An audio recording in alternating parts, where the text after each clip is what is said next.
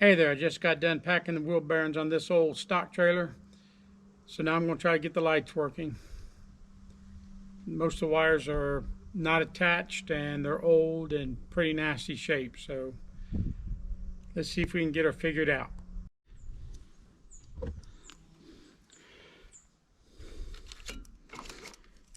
So first off, there are some universal colors for trailer wiring. I got WT for white, that's ground, and this is a symbol, a ground symbol. Horizontal line and vertical lines getting smaller. The next one is yellow, that's left turn, so I got LT for left turn.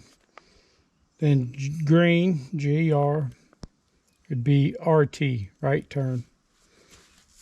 Brown is the tail. And I think I'm going to run, right now in the trailer they got black they're using for the brakes. So that'd be yet another wire. If you take these little plugs apart, I'm using a 6-pin, 6 holes, 5 in the circle, 1 in the middle. Because that's what my older truck has. And then I got a 7-to-6 adapter to adapt to the flat 7 that they use. It's a round plug with flat pins that go in there that my newer truck has.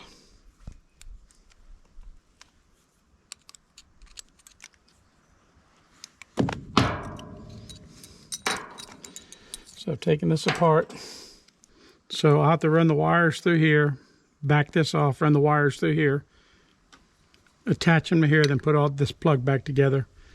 And this is before plugging into the truck.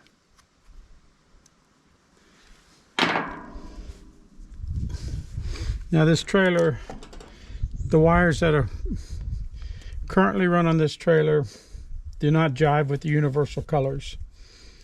There's a black, which I'm pretty certain is the brakes, because I saw it branch off to go down to the brakes. There's a white, a blue, and a green. The blue I'm pretty certain is tail. It's a, whether it's, and the white may not be white, it may be a faded red or a faded yellow. So I got to figure out between the white and the green which one is tail. I mean, which one's left turn, which one's right turn.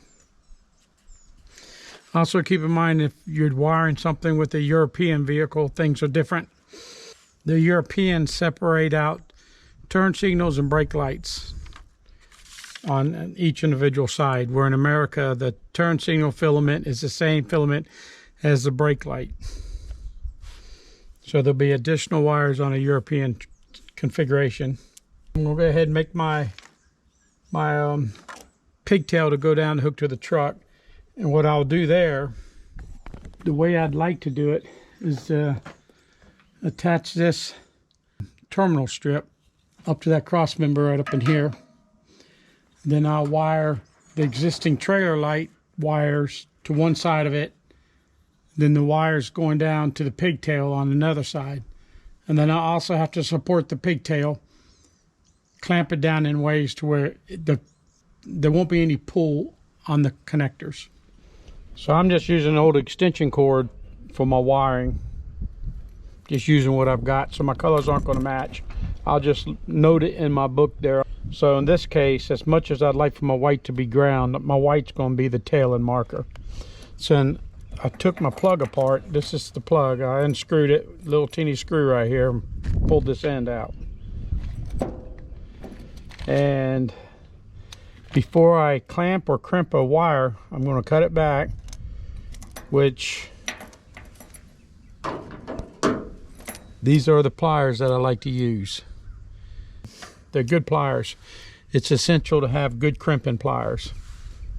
I had a friend who, she said she worked as an electrician, and I went onto her sailboat while she was rewiring things, and she was using lineman's pliers, which are big heavy duty cutters, and she was crimping them with that. And I tried to explain to her, and she argued with me at first because that's the kind of person she is, but then she turned around before I left and asked if she could borrow my pliers.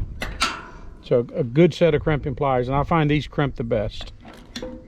Now there are some special connectors where they actually metal bends around and pierces into the cable a certain way, and then you need to use specific crimpers for those. And if you can come across those and come across a good supply of crimp ends, use them. They're really fantastic. But good crimpers are important to a good wiring job, and not skinning your wire back so far that there's a lot of exposed wire. All right, somewhere I saw a tail and marker. Let's keep going around, and they're so hard to see. Should be this one right here. So let's back it out. And I will double check my wiring throughout the project, because these are such tiny print. I've even broke down and put on glasses.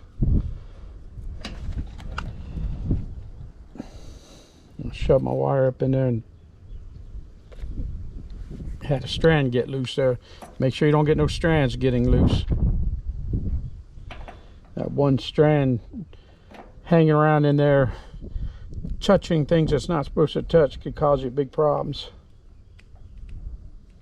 Actually, this little screwdriver seems to be a little bit small on these because it is not doing a great job at crimping. I'll get a flat blade here in a second.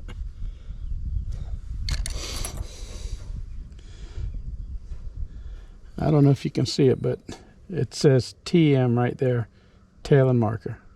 Usually there's an error going to them, but I don't see an error on that one, but it's close enough that they can't be confused. All right, when I put a wire crimp in, I'm going to cut back. And they make special pliers just for cutting the insulation off. I usually just use my wire pliers. So I cut it back to where I know I'm not going to have any wire hanging out the back of the insulating part of the connector. And make sure I got enough sticking out this end just a little bit. Not, you don't want it sticking out so far it interferes with putting any kind of screws in. Now put it in my nice little crimpers. I give them a good tight crimp. I've never ever found these crimpers to let loose, so that's what I like about them. Again, I'll just pinch it just a little bit. Kind of go around and pinch it and just grab it and pull it loose. That's how I do it. And with all my videos, I'm showing you how I do things, not how someone is taught to do things. Now, I may have been taught a long time ago, and some of it I might just come across my own. I'm kind of forcing this one in there a little bit further to make sure I can see it sticking out the end of the hair. And then I crimp it. Man, she's good and tight. So those are two good crimp connections. These are lineman's pliers. These are the pliers my friend was using to do wiring in her boat. They're heavy duty. They're not made for crimping. And you can crimp with them, but you're also cutting. So you're running the risk. First of all, when you do a flat crimp like that, when you cut it, it's flattening out the crimp. It's not necessarily, these crimpers kind of cradle the end and keeps it from wanting to flatten out when you squeeze, and then embeds that little notch into there. So these will flatten it out. Better chance they'll pull loose. And I don't know if I'd already said it, but before I crimp, I twist the wires. And I hope you just saw that. I take the wires and I twist them, and I give them a little bit of a twist, and they help hold too. If you don't, if the wires are just, the strands of the wire are just going straight and you crimp, they got a better chance of pulling loose. This orange one's going to be my trailer brakes. This loose white one's going to be my ground. But as I said a minute ago, I twist them. The strands are straightly oriented right now.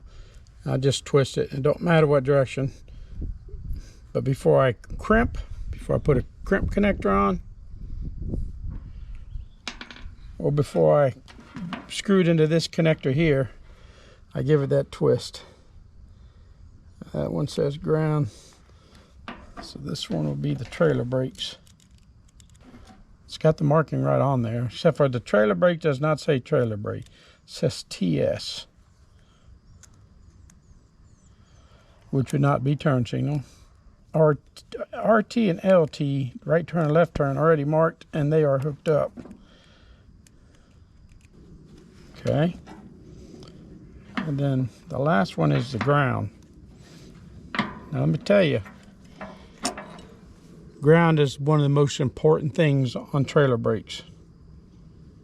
You could get away with no ground and just hooking all your grounds on your trailer, all your light grounds to the trailer body, but you really need to run a ground through your plug to the truck. If not, then the only ground it's going to have is through the hitch, and they're not necessarily good grounds all the time.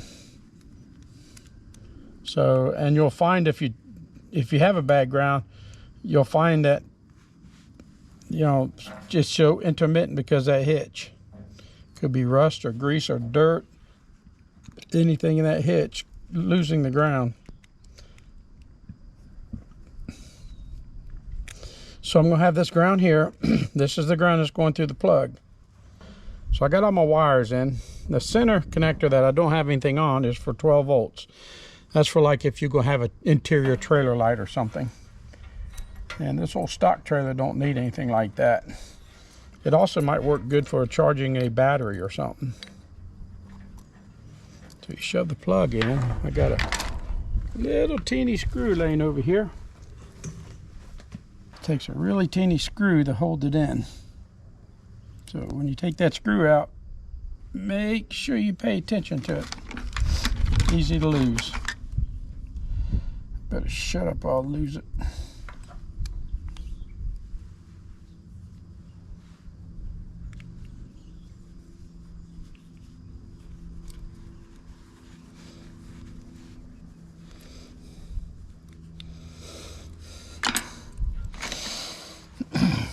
Now the newer Dodges use this flat pin 7 connector,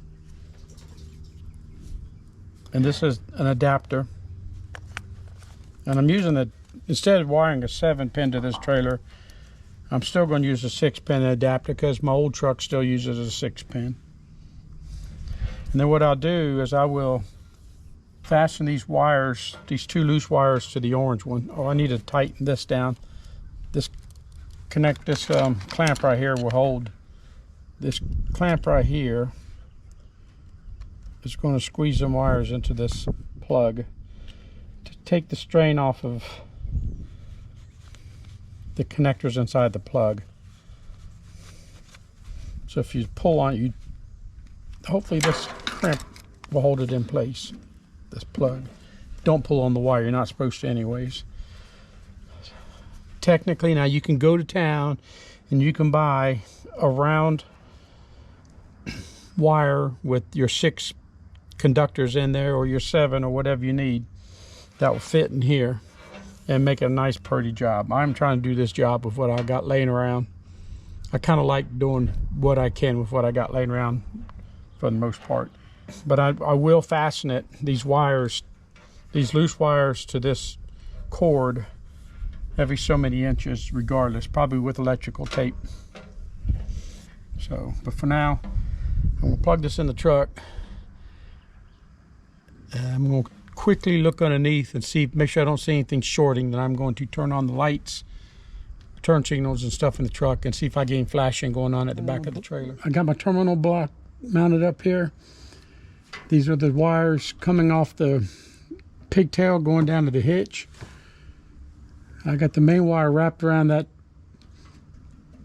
channel iron to help if it would be pulled on inadvertently, to keep the strain off the connectors. And I got these 2 for the electric trailer brakes, and the ground taped to the pigtail wire going down every 10 inches or so. So these wires are pretty crappy looking. These are original wires. You can see they got splits in them. As of right now, I don't want to pull them out. Eventually, I'll probably rewire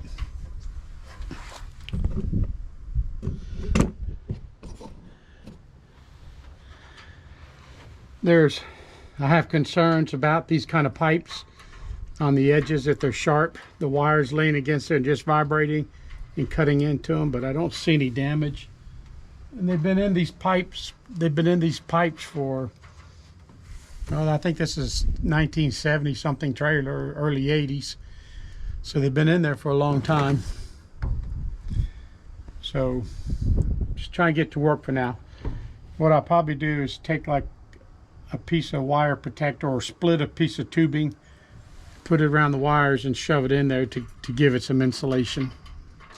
And there's a whole bunch of spots like that throughout the trailer, because they run these wires through pipes. Then when they make a turn, they pop out of a pipe, and they make a turn and they go into another pipe, and they do that throughout the trailer. So there's a lot of potential for rubbing and shorting out. Okay, I'm at the back of the trailer. Take my multimeter, I'm going to put it on DC volts. Really need to find a good ground, which I probably won't find. See if I get any flashing out of any of these. Push it against the conductor.